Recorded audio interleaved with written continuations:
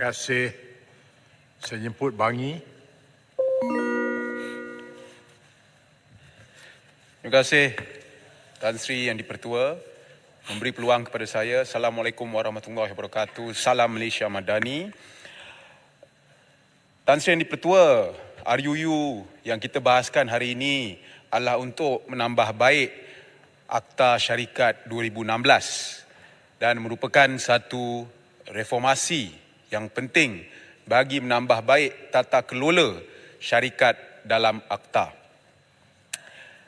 Pindaan yang dicadangkan melalui undang-undang ini merangkumi 4 kluster dasar dan perbahasan saya, Tan Sri Yang di-Pertua, akan menyentuh kepada dasar ketiga, iaitu memperkukuh kerangka pelaporan pemunyaan beneficial atau beneficial ownership. Tan Sri Yang di-Pertua, perkara pertama, mana-mana pelajar undang-undang akan diajar apabila mereka ambil subjek company law adalah konsep yang telah disebut oleh Tebrau tadi, separate legal entity dengan izin. Juga konsep yang berkaitan iaitu konsep tirai korporat atau corporate veil. YB Pasir Gudang pun ada dekat sini. Mungkin boleh ingat. Tirai korporat ini, konsepnya adalah syarikat adalah satu entiti undang-undang yang berasingan daripada pemunya atau pemilik syarikat atau pemegang saham. Dan tirai korporat ini, Tan Sri Yang di-Pertua, melindungi pemunya syarikat daripada liability terhadap apa-apa tindakan syarikat. Contohnya, katalah kita ada satu syarikat A berhutang dengan syarikat B tidak boleh tuntut hutang daripada pemilik syarikat A. Hanya terhadap syarikat A saja. Tetapi sudah tentu ada beberapa situasi yang mana tirai korporat ini boleh ditembusi atau dalam bahasa Inggeris, pierce the corporate veil. Yang mana pemunya syarikat boleh dipertanggungjawabkan ke atas liability syarikat. Tan Sri Yang di-Pertua, mutakhir ini kita melihat bagaimana struktur korporat ini telah digunakan untuk pelbagai aktiviti-aktiviti yang melanggar undang-undang seperti penggubahan wang haram, seperti mengelak cukai, seperti pembiayaan terorisme dan juga penipuan.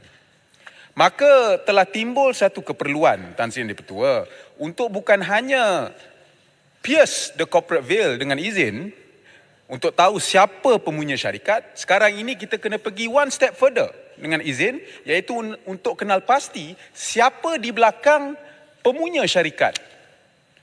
Yang inilah kita sedang lihat tentang pemunya beneficial ini.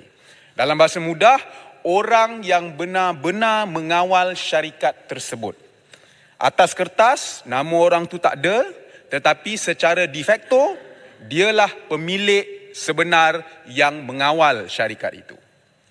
Tan Sri Yang di-Pertua, pindaan yang dicadangkan dalam rang undang-undang ini mewujudkan satu kerangka pelaporan bagi pemunya beneficial dalam sesebuah syarikat.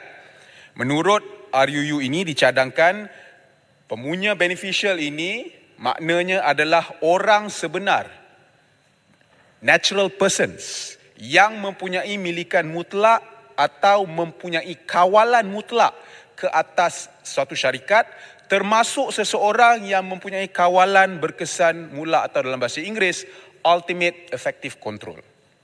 Saya ada membuat sedikit kajian merujuk kepada soalan-soalan lazim atau FAQ yang ada dalam laman sesawang SSM, yang mana di situ ada juga FAQ tentang beneficial ownership ni dengan izin, dan terpapar mengikut apa yang dinyatakan di situ. Untuk menentukan sama ada orang itu adalah pemunya beneficial, orang itu harus memegang saham yang mempunyai hak mengundi yang akan membawa impak signifikan pada keputusan atau hala tuju sesebuah syarikat. Saya mohon sedikit masa saja lagi, Tan Sri Yang di-Pertua.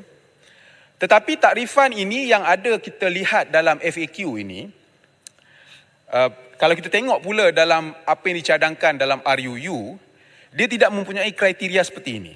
Dia lebih umum atau lebih dengan izin general. Perkataan yang digunakan adalah milikan mutlak atau kawalan mutlak, menggambarkan bahawa ia hanya meliputi mereka yang mempunyai milikan saham yang cukup besar dalam mengawal syarikat, untuk mengawal syarikat.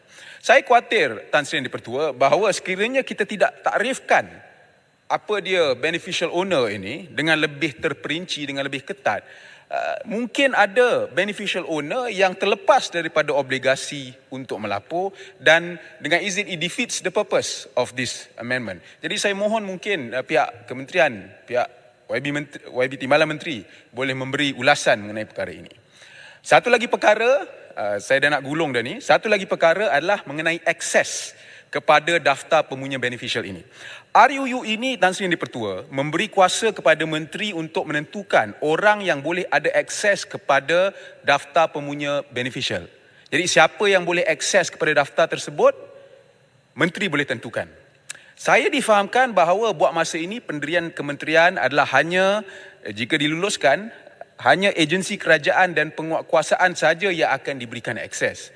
Saya ingin cadangkan bahawa di masa hadapan kita boleh explore dengan izin bagaimana untuk memberi mungkin akses terhad kepada orang awam, mungkin melalui satu permohonan yang dibuat kepada pihak SSM, perlu ada syarat-syarat tertentu dan sebagainya, sebab saya fikir ini mungkin akan membantu bagi mereka yang mungkin memulakan apa-apa litigasi terhadap satu syarikat yang mana mereka merasakan bahawa di belakang itu ada lagi pemunya, there is a beneficial owner.